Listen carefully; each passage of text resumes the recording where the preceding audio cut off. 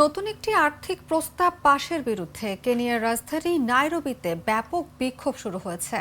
মঙ্গলবার শুরু হওয়া এই সংঘর্ষে পুলিশের গুলিতে এখন পর্যন্ত অন্তত ১৩ জন নিহত হয়েছেন। কেনিয়া মেডিকেল অ্যাসোসিয়েশনের প্রধান কাতার ভিত্তিক সংবাদ মাধ্যম আল জাজিরাকে এই তথ্য নিশ্চিত করেছেন। তিনি আরও বলেন, নাইরোবির দুটি সরকারি হাসপাতাল হতাহতের ঘটনায় আহতদের ভিড়ে উপচে পড়েছে।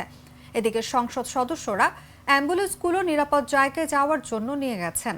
এর ফলে কয়েকটি অ্যাম্বুলেন্সে হামলা চালিয়েছে বিক্ষোভকারীরা। রাজধানী নাইরোবি ছাড়াও দেশটির আরও কয়েকটি শহরে বিক্ষোভ ও সংঘর্ষ ঘটেছে।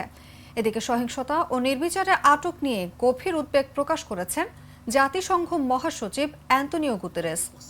গুতেরেস কেনিয়ার পুলিশ ও কর্তৃপক্ষ ও নিরাপত্তা বাহিনীকে সংযম প্রদর্শনের ও বিক্ষোভকারীদের শান্তিপূর্ণভাবে কাজ করার আহ্বান জানিয়েছেন। এদিকে শুধু রাজধানী নাইরোবি নয়, নতুন প্রস্তাবের বিরুদ্ধে দেশ জুড়েই বিক্ষোভ হচ্ছে। কারণ এই প্রস্তাবের মাধ্যমে ট্যাক্স বাড়ানো হয়েছে। গত সপ্তাহে প্রস্তাবটির কিছু বিষয় সংশোধন করা হলেও কেনিয়ার সাধারণ জনগণ এটি বাতিল চায়।